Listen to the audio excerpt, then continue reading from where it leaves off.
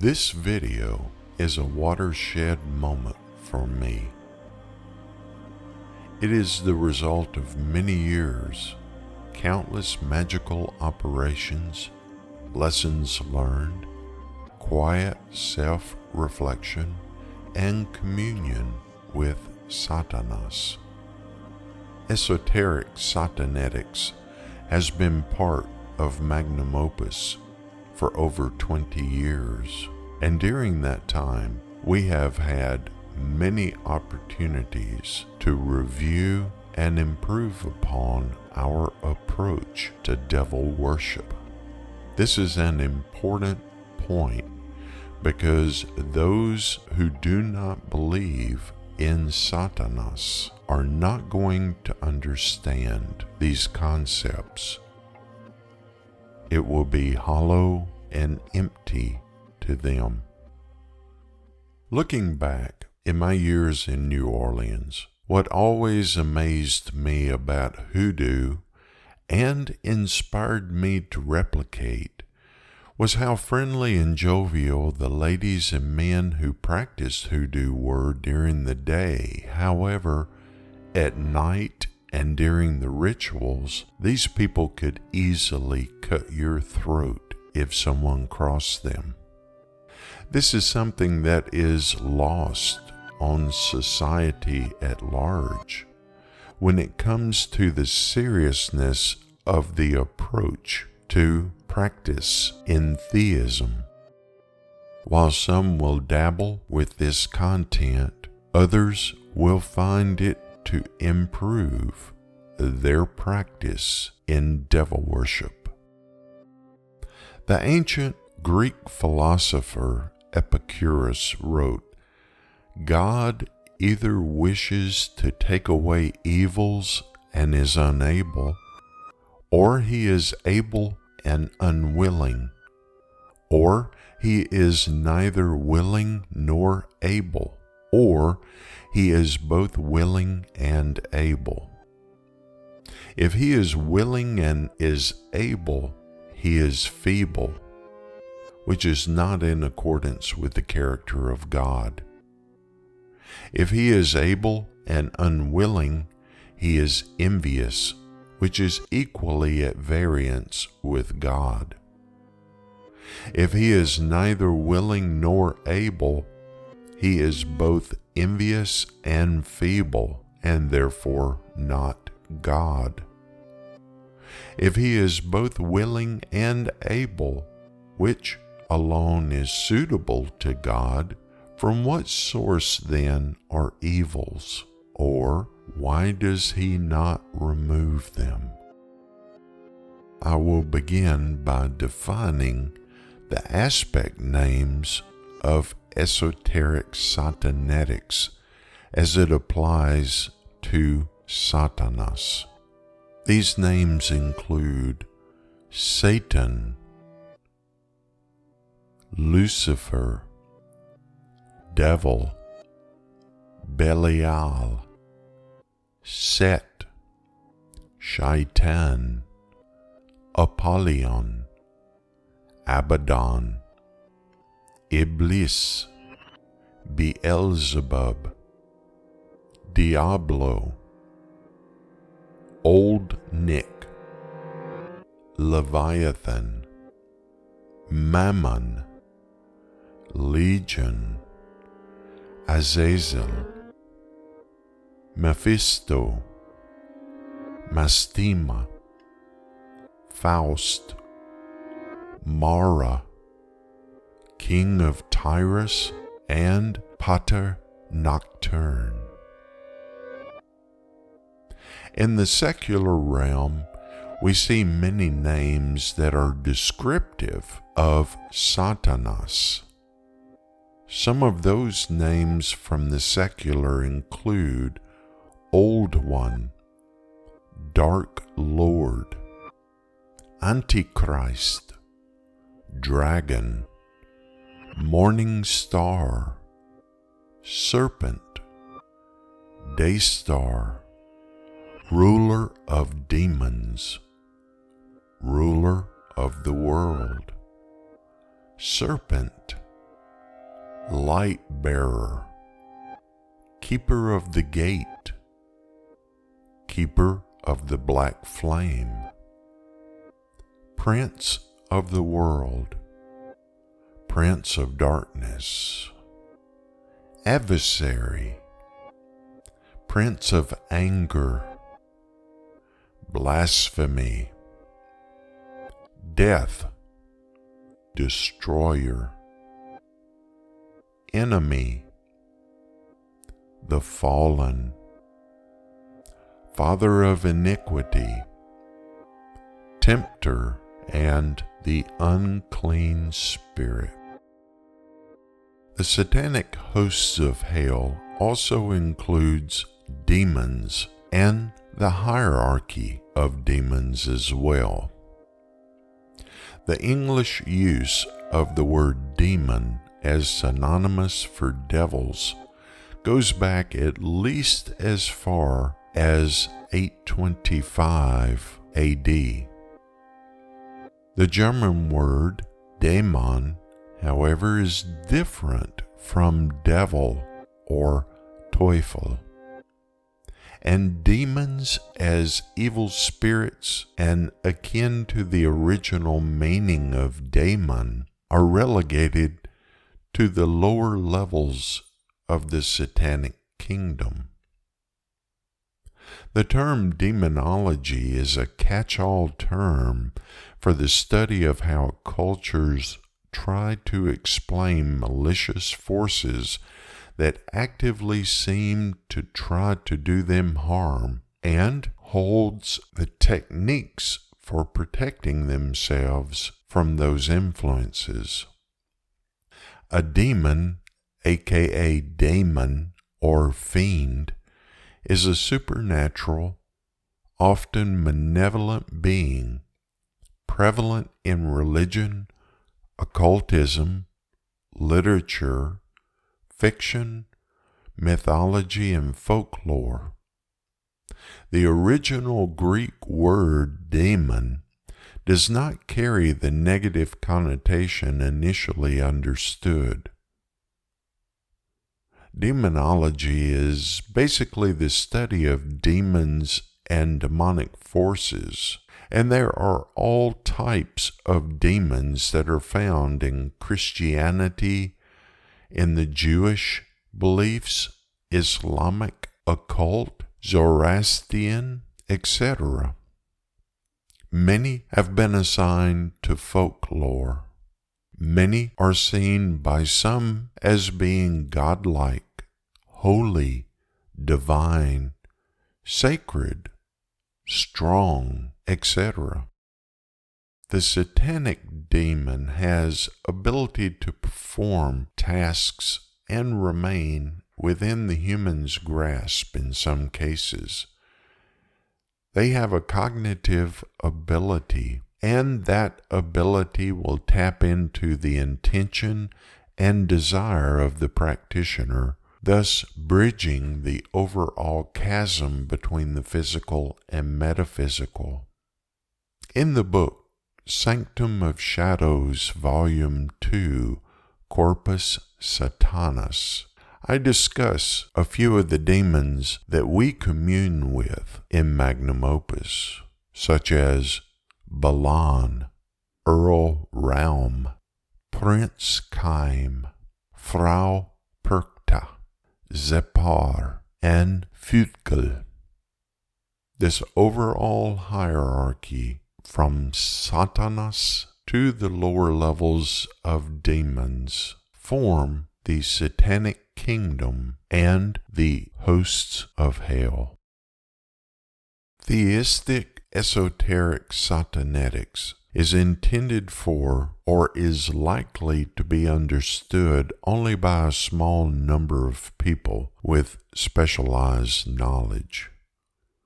It is the very definition of esoteric that brings the spirit, the mind, the body into alignment with that of the non-physical beyond the veil.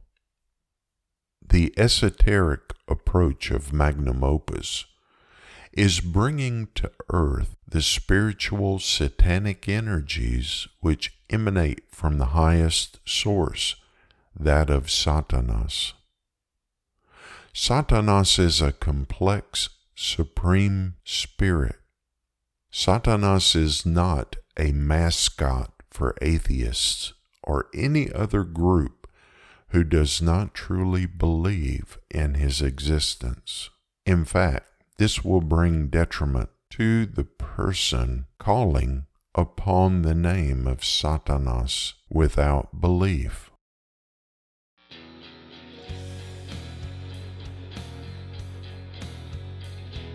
Hermeticism often finds footing in the furtive mind, while the lack of imagination and capacity for abstract thought often stifles the intellect, which contributes greatly to the innate follower of unquestioning loyalty. Throughout human history, this scenario has never ended well, and usually results in absolute power corrupting absolutely. This is not an attribute of Hermeticism per se. It is simply a symptom of a much deeper and embedded characteristic within the human psyche, that of the controlling aspect. Theistic Esoteric Sathanetics of Magnum Opus is steeped in our tradition, which has been formed over decades of listening and applying the gnosis requested and received from the fountain of knowledge, Sathanas Himself. As our guide and ultimate counselor, He has been the foundational aspect and cornerstone for our beliefs and practices in our coven. He remains true, and we remain steadfast in our approach, while the secular world drifts from fad to fad, lie to lie. Our reasoning is based upon results and consistent achievement of our magical objectives. Our application and approach is not hypothetical. It is, in fact, with adequate and relevant objective evidence supporting our case in the esoteric. Throughout history, there have been many belief systems which were built upon existing frameworks and ideas. While we do not embrace Hermetics per se, we do practice some of the Hermetic arts such as alchemy. Magnum Opus has found many time-tested methods used by magicians of old which have served us quite well. Our linear thought process is simply many people have been performing certain processes since the beginning of time, and those processes are quite effective. Why should we metaphorically reinvent the wheel when there is so much rich knowledge already in existence? When applying the fundamentals of knowledge and the acquisition of knowledge, it is important to remain open-minded throughout the journey. To close the mind is the practitioner's worst outcome in any situation. Over time, those in positions of authority will often form a very callous exterior, much like a tree is covered with bark. The problem with this is that ego and pride often lead to embarrassment when certain things that have been accepted as fact are disproven in the future. No matter how experienced a person is, she or he will never know everything about the world in which they live. There are always boundaries to explore, and those who think they know everything about their world are simply fools.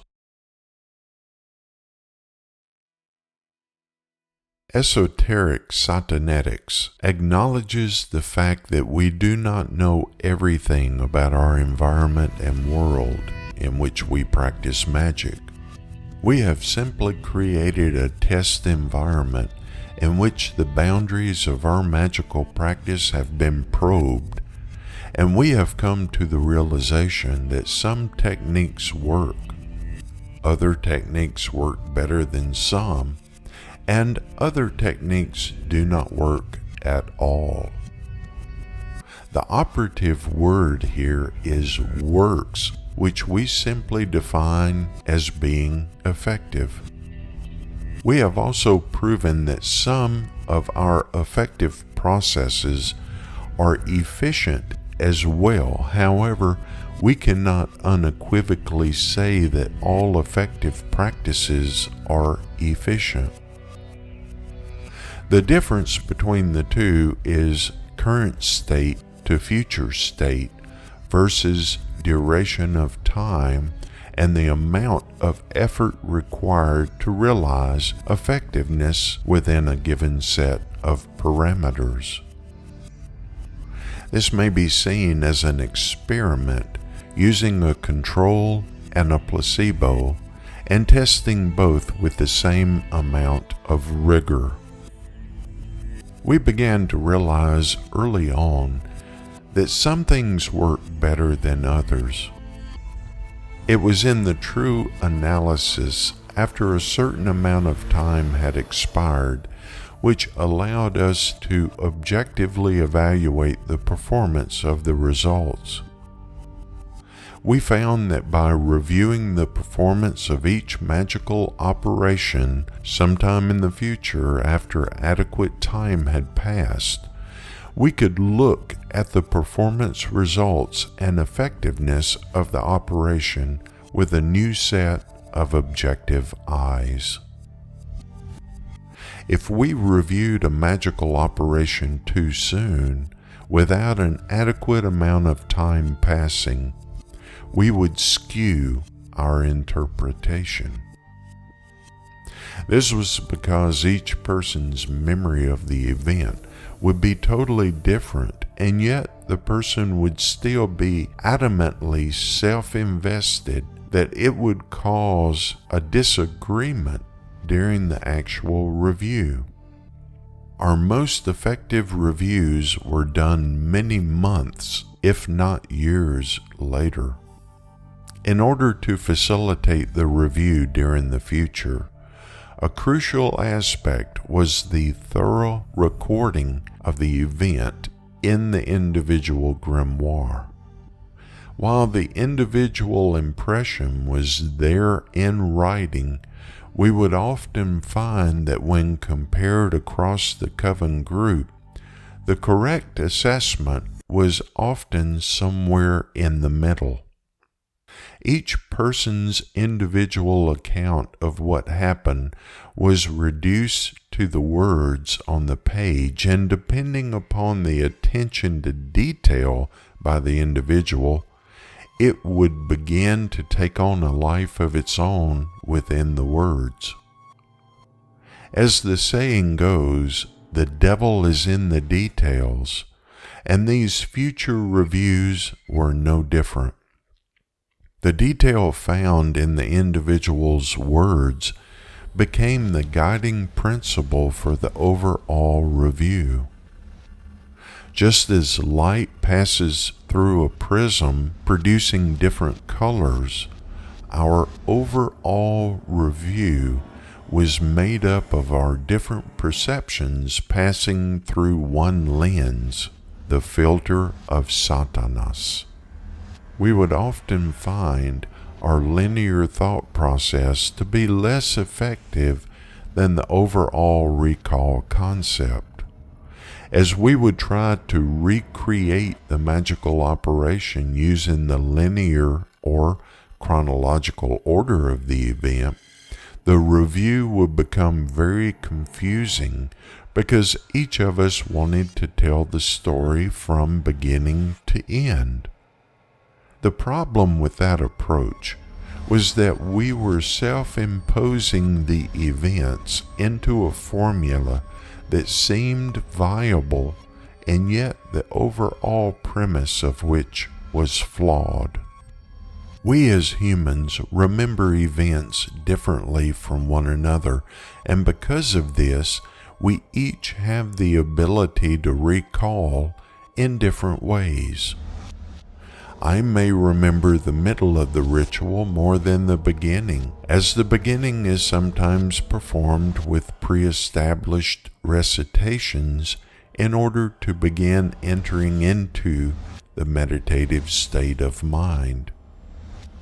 Another member would remember the end of the ritual much more than the beginning or middle of the ritual.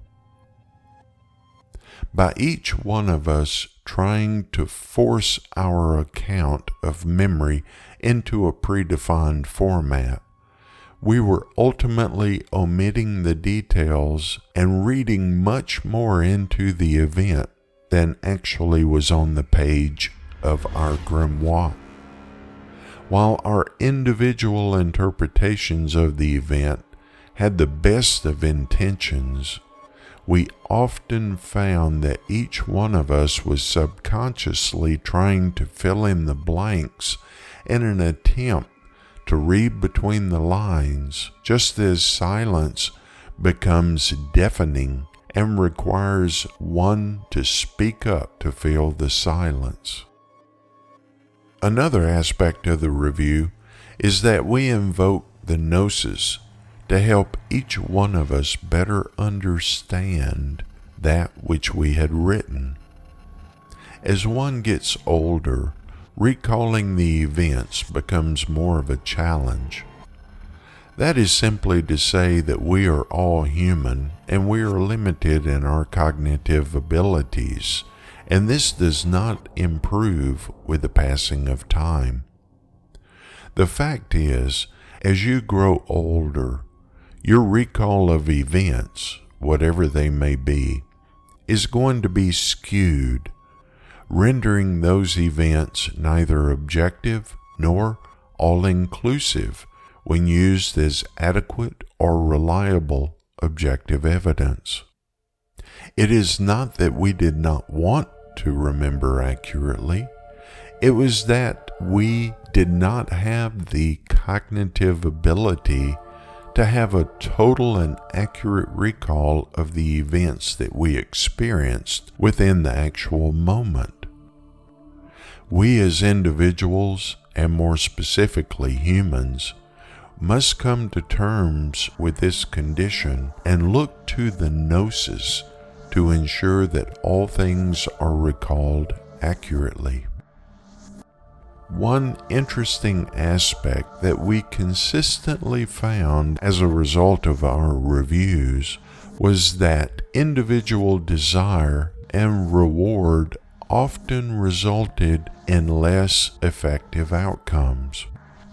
While each member had a sincere desire to see their wishes come to fruition, it was often the rituals and magical operations that were performed on behalf of another's needs or desires that proved to be most effective.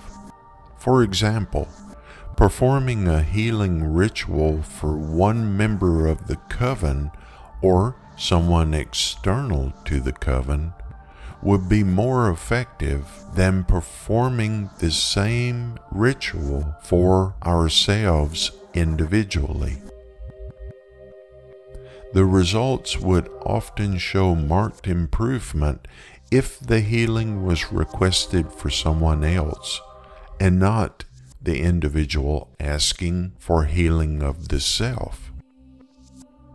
In many cases, we could draw a parallel between the selfless request and the improved results, which indicated that Sathanas is much more willing to bless those that come from the selfless nature approach than those who would simply look to enrich or improve their own individual position.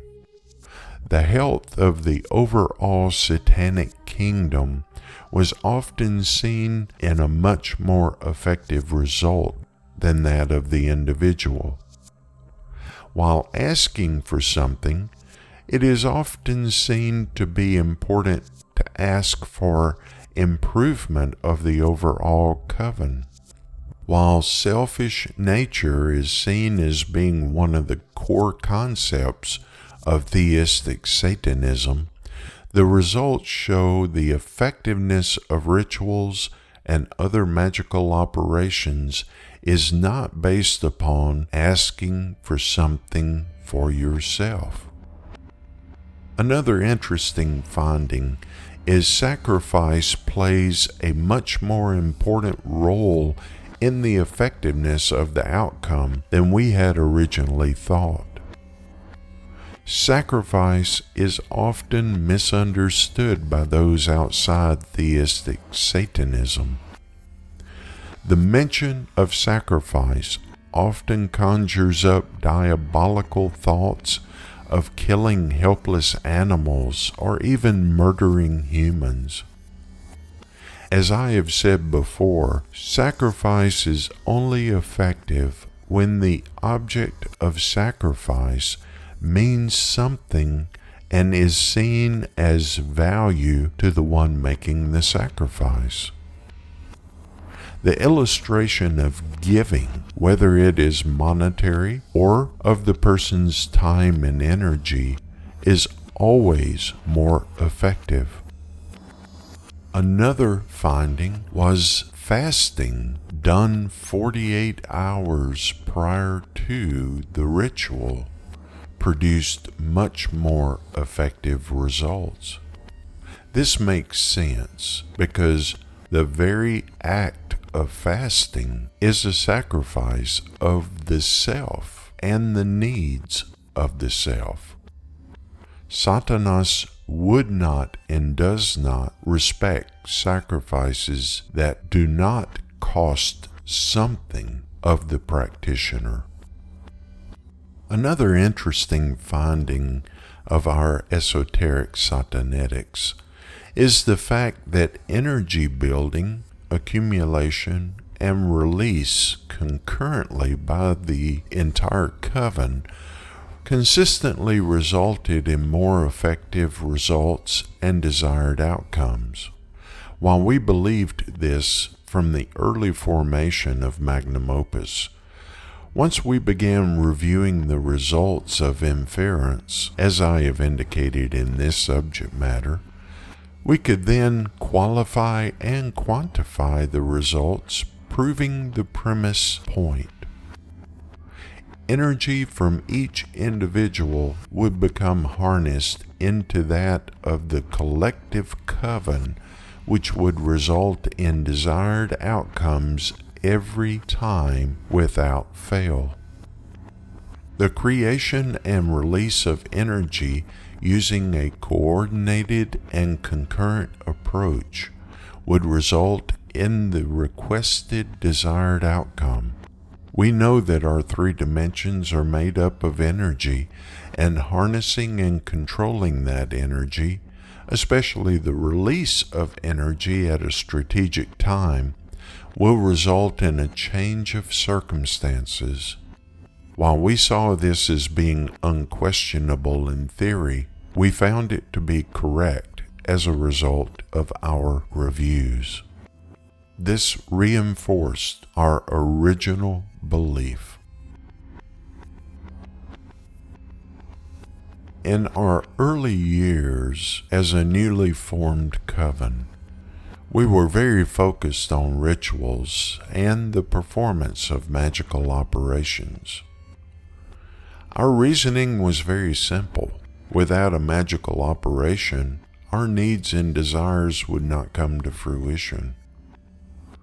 It is this idea that drove us into an almost rigid schedule of magical operations. Whether we felt good, were tired, not really in the mood to commune with one another, etc., we saw it as an obligation and a charge from Sathanas Himself that we should perform magical operations as much as possible. After a while, we found this approach to be very arduous, and ultimately, the approach did not bear substantive fruit. As the saying goes, the mind is willing but the flesh is weak, and in our case, we began to be fatigued, which ultimately detracted from our realization of desired outcomes. The valuable lesson that we learned was this: the performance of ritual without the spiritual connection is nothing more than rote dogma. You can perform rituals every day of the week. However, if your spirituality is not in line with Satanas, there will be no fruit, and ultimately, you will not achieve your desired outcomes. This was a very important lesson in the fact that the ritual mechanism is just a tool to be used for facilitation of desires. However, it is not the only part of satanic magic. We found the more we performed ritual, the more tired and exhausted we became, and the less results we achieved. Those results were less effective than before we set ourselves on the metaphorical treadmill of satanic ritual.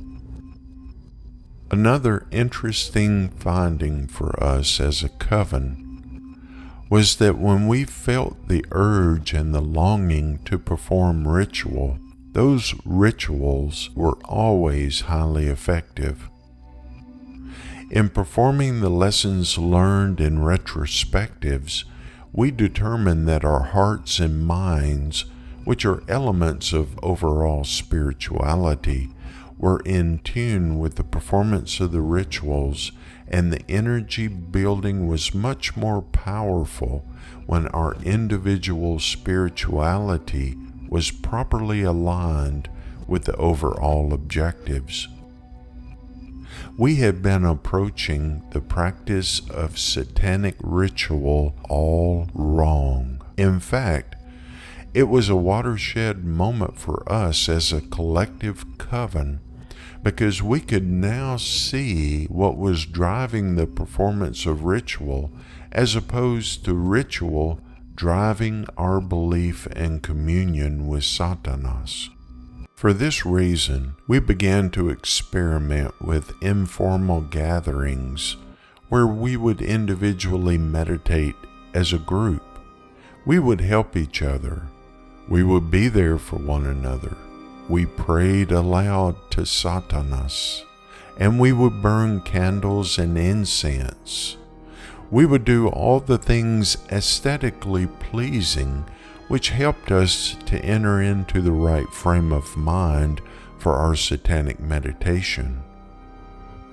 In doing this, as opposed to performing a structured ritual, we found that there was a huge return on investment, especially when we measured our return against the necessity to perform rituals according to a predetermined schedule. There are many satanic holidays known as Esbats and Sabbats throughout the year, and we had attempted to perform a ritual or rite for each and every one throughout the year.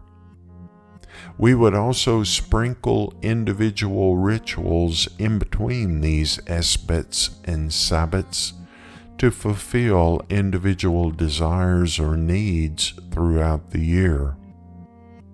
What we found is we were wearing ourselves down spiritually through our physical activities.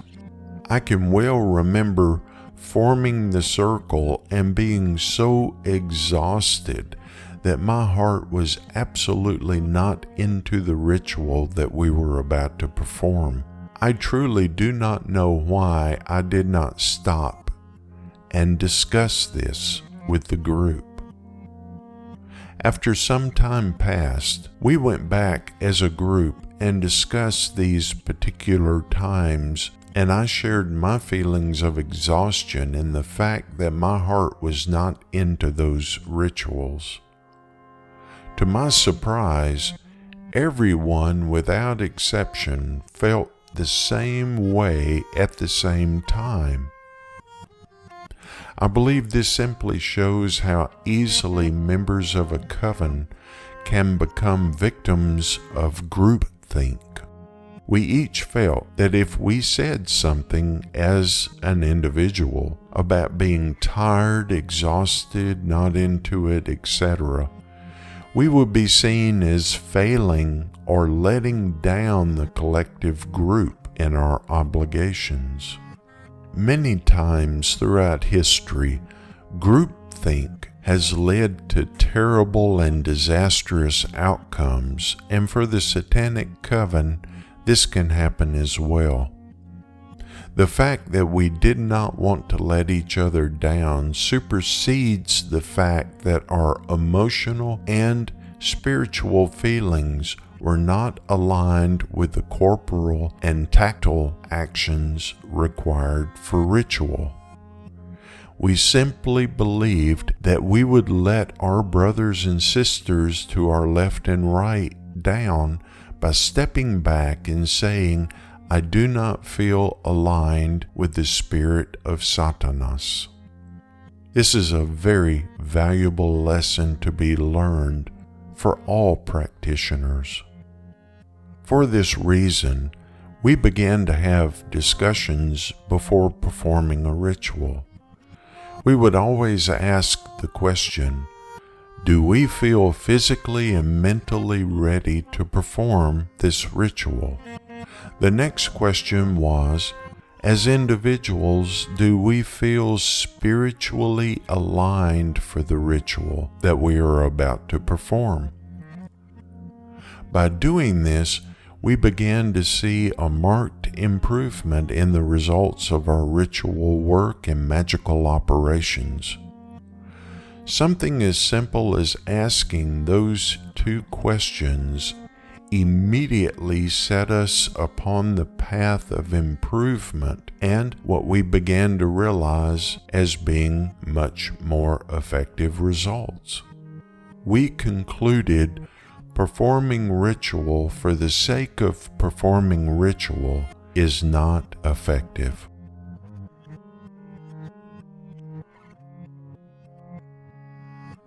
As our new coven began to grow, and as we added new members, we would often need to revisit established norms of the group. Early on, we had not set up such requirements simply because we wanted things to be as liberal and unrestricted as possible. This is a wonderful concept, and in a small group, maybe 2 or 3 members, this is certainly attainable. However, as our group began to grow, we found that it was much more difficult to allow everyone to live vicariously through the practice of our satanic magical operations. Ultimately, the individual freedom of each person began to rip the overall fabric of the coven itself. We began to experience more individual personalities manifesting in some sort of activity that would detract from the overall agreed upon objective of the operation. This was something that I tried to address one-on-one with the individual involved. What I found is the approach was flawed from the very beginning. While I tried to tactfully explain to the individual that their actions were becoming a distraction and nuisance for other members, I would begin to receive responses such as, "Well, isn't Satanism supposed to be anything goes? And there are enough rules in society. Do we really need a set of rules for our coven too?"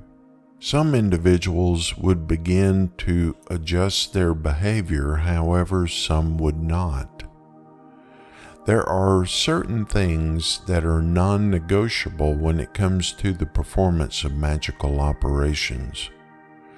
One item is the operation must proceed in harmony for the coven to realize the desired outcomes and results. Satanic operations as a coven are not anything goes events, and satanic ritual is not a free-for-all, chaos-induced, sex-crazed event. Those who are under that impression should simply practice ritual as a sole practitioner. I am not condemning what a person does in the pursuit of their objectives. However, in a group such as a satanic coven, there are other considerations involved. Having one member basically ruin the ritual for everyone else is unacceptable. As the coven leader, I found myself having to immediately address such behavior after the event many times. Everyone has a different idea of personal behavior and accepted norms within any group setting. The Satanic Coven is no different. You will always have those individuals who believe anything can and should happen during a magical operation, and all restraints and constraints must be removed in order to facilitate any and all desires of the individual. The problem with this approach is the group coming together is for a specific reason and objective, and that objective is agreed upon before beginning the ritual. The conduct of the coven members should facilitate the realization of those objectives and the fruition of the desired outcomes. One individual can absolutely ruin a satanic ritual for the remainder of the individuals. When this happens, the situation must be dealt with immediately, and the matter must be settled for the overall health of the group. The problem arises from the fact that most Satanists are very independent and free-willed, not to mention many have huge egos. While there is nothing wrong with this, the coven will suffer if these individual attributes are left unchecked. If left to their own devices within the group setting, chaos will quickly ensue and will ultimately not only ruin the ritual, but if left unchecked over time, the behavior will destroy the coven. People will not subject themselves to things that they do not wish to be part of or partake in unpleasant occurrences simply because they wish to practice magic in a group setting. I tried several different approaches, from the kinder and gentler satanic priest to the authoritarian approach. I found that when discussing the matter with the individual, one-on-one communication was the best approach. In some cases, however, there were one or two specific individuals with whom our entire coven had to have a metaphorical come to Satan discussion with. As humans, we try to rely on our intellect and the idea that other people will accept a reasonable discussion or argument. However, that is not always the case. When you have egos involved, sometimes those egos get hurt and defense mechanisms take over. One of the defense mechanisms often used during these type situations is reflection or redirection back to the other coven members as being the instigators, the satanic police, unaccepting, or group members that simply want things their way. Theatrics will often enter into a situation like this, and depending upon how the person feels, more drama is sometimes created. Again, this rips at the very fabric of the coven. You can easily see what you have worked so hard to create and maintain beginning to crack and fall apart into a pile of rubble. I found as a satanic priest, the best approach was to be direct, stern, but fair. However, fairness is often in the eye of the beholder. A person who is not willing or able to accept constructive feedback or accept the desires of the group ultimately sets their own path to their own destruction. The importance of the group's adhesion is much more important than that of the individual. After being given chances to rectify his or her behavior, the individual will be ejected from the group.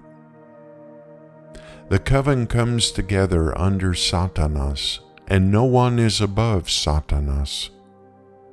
When trying to function as a group, each person must realize the overall health of the coven outweighs the individual's desires. If the individual is allowed to continue to disrupt and impose his or her will upon the group, it is only a matter of time until the group will be no more. Sometimes asking the individual to leave would work, and sometimes it would not work. If physical removal was required, it was done quickly and left no question in the individual's mind that they should never attempt to return. During our past 3 decades, only one individual insisted upon learning the lesson the hard way. As a theistic Satanist, you must decide what is right for you. If you enjoy being part of a group and you find a group dynamic to be value added, a coven may be right for you. If you like the no-holds-barred approach to ritual, perhaps being a solo practitioner is more your style. If imposing your will upon other people without their agreement is your approach, you may find it very difficult to remain affiliated with a coven. Our coven continues to evolve, and I believe the reason for this is we have never lost sight of the overall reason for the group's existence.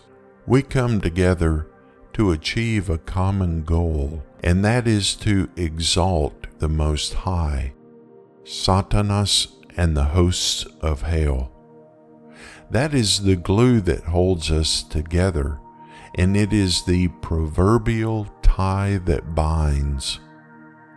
The overall result and outcome of any action becomes paramount.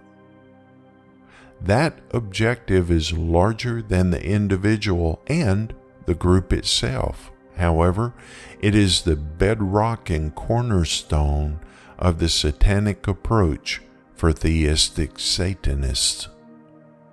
Experimentation is a wonderful thing, and our longevity as a group can be directly attributed to being open-minded, having a collective objective, and holding one another accountable while providing a support system for each individual.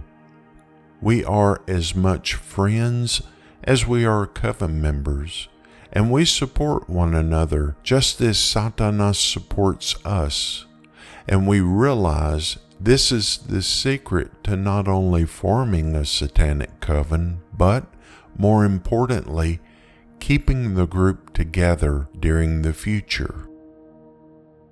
One last thing I will add is because of these things I have covered in this video, we do not accept just anyone into our midst as a group. Countless times over the years, I have received communication from those who wanted to be part of an intimate coven, and the response remains unchanged. We are not and will not be recruiting new members for our group.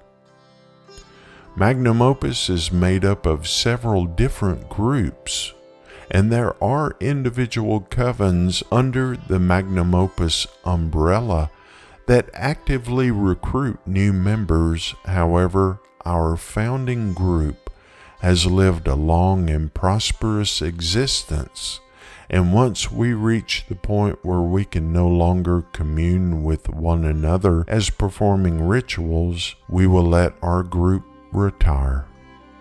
There are individuals who are keeping the legacy of Magnum Opus alive, and for that I say a sincere thank you.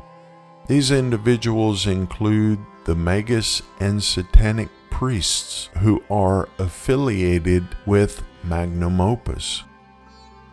My personal journey and pursuit in Satanic practice has been very rewarding, and I have found a wonderful, intimate community where like-minded individuals can come together, work out their differences, and ultimately survive as a coven.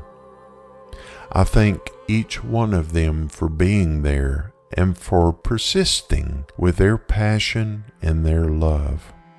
Most of all, I thank Satanas for allowing me to be part of such a precious group. He has greatly blessed me as I have been able to experience things that no one else will experience, and for that I am truly thankful and grateful for the opportunity to be in his service. Ultimately, that is what the Esoteric Sathanetics of Magnum Opus is really all about. Thank you to my Patreons. You make these videos possible. You too can support the message. Make a personal sacrifice and you will receive the rewards.